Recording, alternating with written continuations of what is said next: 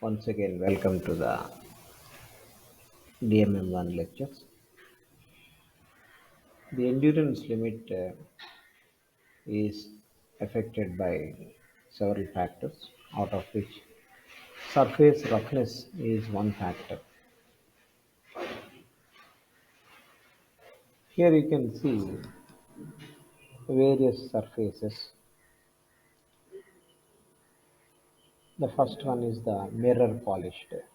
The mirror polished object or specimen is having a factor of 1, and ordinary polished is zero point 0.9, and when it is subjected to ultimate tensile strength going up to 1540 megapascal, then it is much less than zero point 0.9.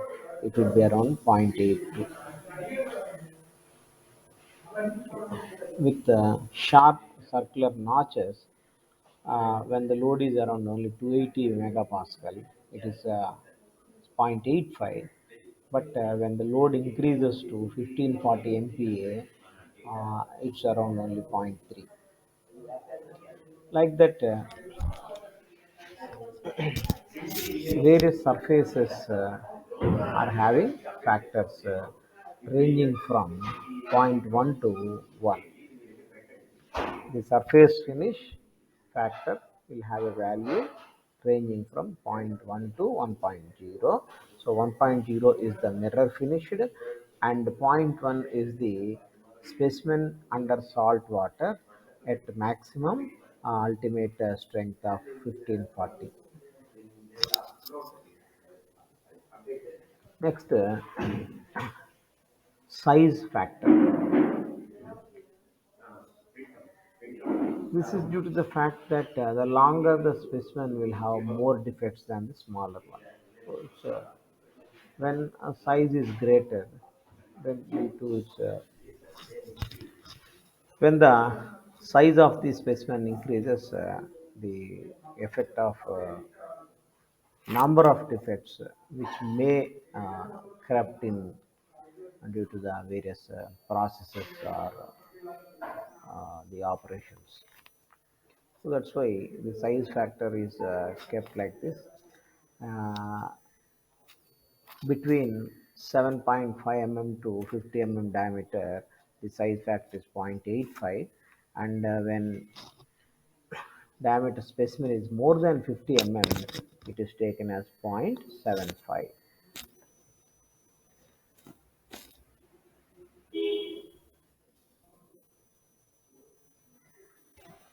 So various other factors such as reliability factor, temperature factor, impact factor.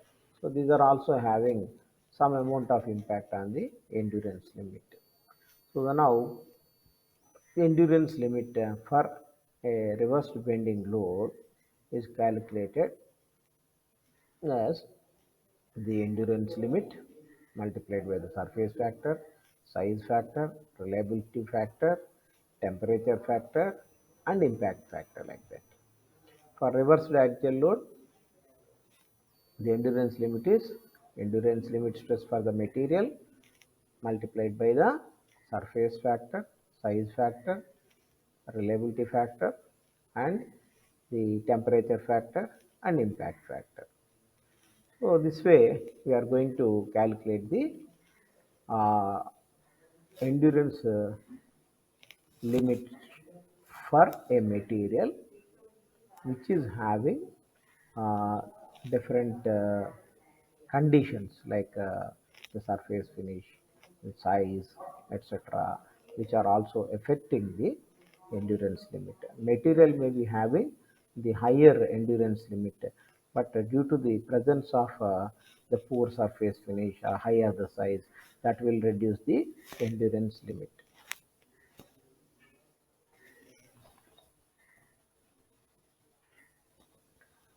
Approximate estimation of endurance limit.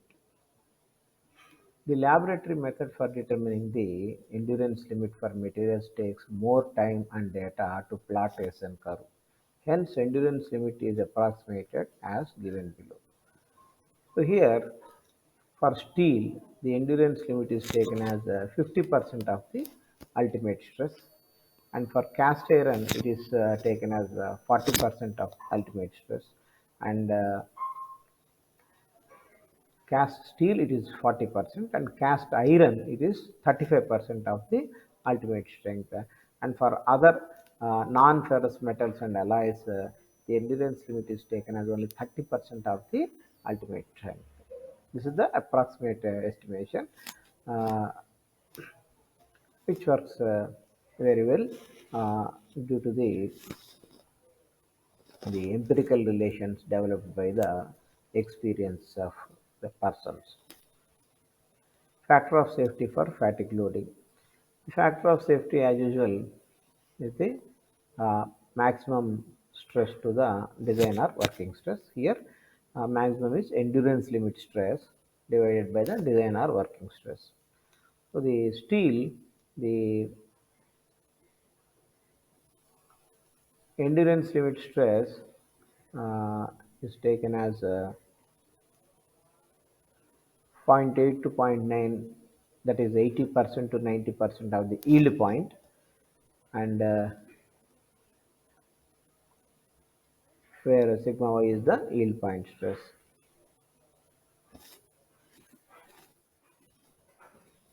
Next, stress concentration. Whenever a machine component changes the shape of its cross section, then the stress distribution is different. The irregularity in stress distribution due to abrupt change in form or shape of the component is called stress concentration. The irregularities such as fillets, notches, holes, keyways, splines, surface roughness or scratches, etc., cause stress concentration. So whenever there is change in the cross section or there is change in the surface finish, and whenever there is presence of any holes or keyways, all these will change the effective or net cross section to resist the load. So that net area of resistance, when it comes down, the stress will be more at that particular location. So here you can see in this diagram. So from left to right, if you move from left to right, at this point there is a change in cross section. If this change in cross section is in the vertical direction, then at this point the cross sectional area is diminished. Let us say here it is 50 and here it is only 20. So it is reducing from 50 to 20, and there is change in almost more than half. Then that change in net or effective cross section will increase the stress by that amount. So if stress at this point is 25 MPa, and at this point it would be more than 50 MPa. So there is change of more than 100%. So here it is 20, here it is 50. So that is a 150% increase in the stress. So it starts at this point. Therefore, this region is called region of stress concentration. Theoretical stress concentration. The factor of theoretical stress concentration is calculated by the maximum stress to the nominal stress.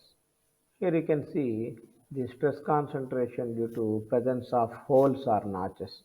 So here you can see there is an elliptical hole, and due to the elliptical hole there will be reduction in the net or effective area.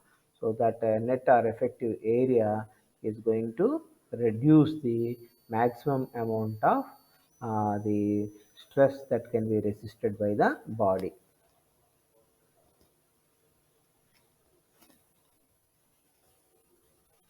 Here you can see oil holes on the shaft. This is for shaft and this is for a plate. So plate is having a hole, and it may be for riveting process or it may be for some other fastening purpose. And here you have a hole in the shaft, Yeah, this might be for oiling the or connecting the shaft with some other mountings. So these will also reduce the stress concentration, rather increases the stress concentration. Whenever there is a presence of a keyhole or uh, keyway or any other change in cross section, reduction in cross section abruptly will result in more stress at that point, which is known as stress concentration. Methods of reducing stress concentration. Here you can see uh, the left side diagram, the cross section is changing abruptly. That means it is changing from a diameter D to a smaller diameter. Let us say if here on the left side if it is 50, on the right side it is 30. So from 50 to 30 it is changing at this point, intermediate point, vertically. Whereas in the right side diagram, the change in cross section is happening along a curved surface. That means not exactly at this point the cross section is reducing. It is slowly reduced from this point to this point along a curved path. So by this way, we can reduce the area, but reducing the area over a region, not exactly at the particular location, but it is reduced over a certain length. So therefore, it reduces the concentration of the stress. So the right side one is the better or good arrangement, and left side one is the poor one, which rises to the concentration of stress. And you can see the second diagram. This is also a preferred one. Here, instead of a curve, there is a taper. The change in cross section in the bar is happening, and this is happening along an inclined line. That means there is a taper. And third method preferred one is the maximum diameter area is cut with some notches or holes. So therefore, from here to here, instead of keeping the cross section area constant, we are reducing the area this way by cutting the holes or grooves on this. So therefore, here the net area will be closer to the net area on the right hand side of the section. That is the way the change in cross section will not be that much. So which also reduces the stress concentration.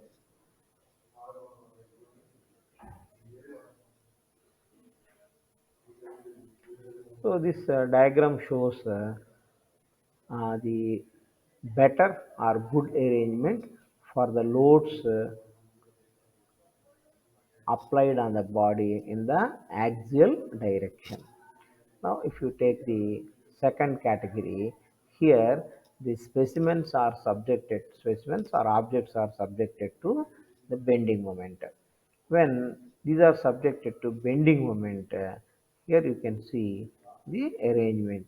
Again, we are providing change in cross section along a curved line.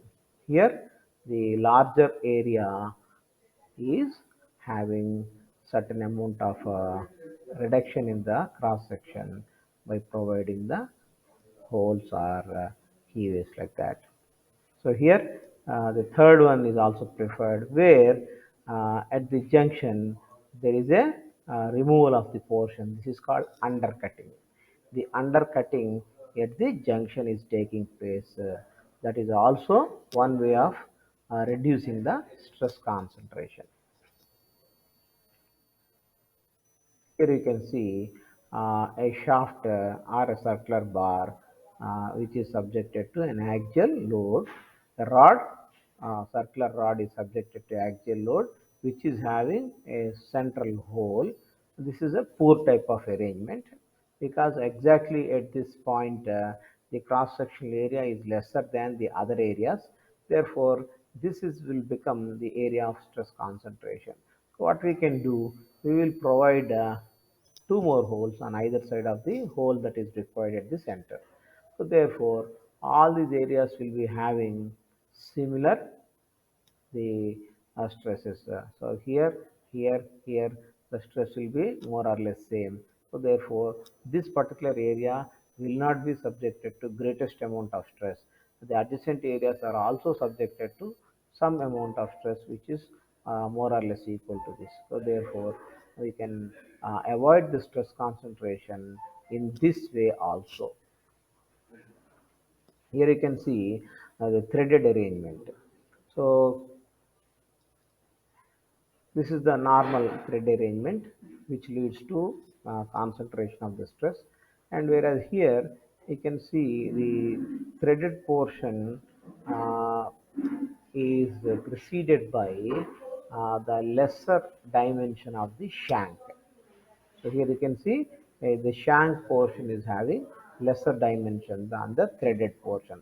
Or in other words, we can say that the shank portion diameter is equal to or less than the root diameter of the thread.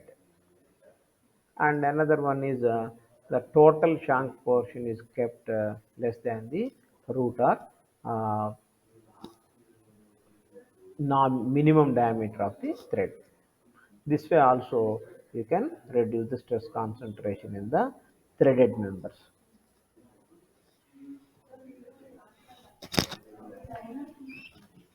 Factors affecting the design to avoid the fatigue failure. First thing is variation in the size. So we should minimize the variations in the size as far as possible. And then notches, holes, etc. should be avoided. The proper stress deconcentrators such as fillets and shoulders should be provided. When you are forced to provide certain holes or notches, then what you should do, you have to provide these concentrators such as few more holes or fillets, etc. etc. The part should be protected from corrosive atmosphere. As we have seen, the surface finish is also very, very important. That surface finish will come down when the atmosphere to which the part is subjected to, if it is subjected to salty environment, the surface finish will come down, and that factor comes down to zero point 0.3 or zero point 0.4, then the endurance limit will fall down to 30% or 40%. So it is very important for us not only to have a smooth finish, but also to protect that smooth finish over a longer period of time by avoiding the corrosive atmosphere. Or if corrosive atmosphere is there, then we need to provide the surface resistance coatings or heat treatments on the surface so that the corrosion resistance is acquired. And finally, high fatigue strength material should be selected. Next point is fatigue stress concentration factor. So this factor is the ratio of endurance limit without stress concentration, endurance limit with stress concentration. This will be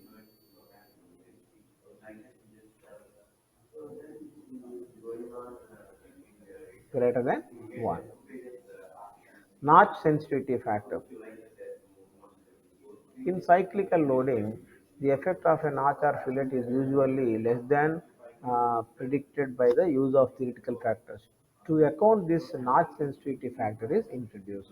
So the notch sensitivity factor is designated by the symbol Q, that is Kf minus 1 by Kt minus 1, where Kf is the fatigue stress concentration factor, Kt is the theoretical stress concentration factor.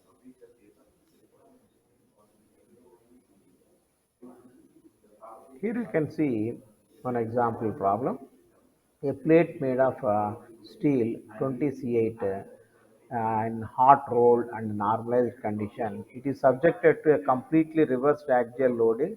The notch sensitivity factor Q can be taken as zero point 0.8, expected reliability 90%, size factor is 0.85, factor of safety is 2, determine the plate thickness for the infinite life.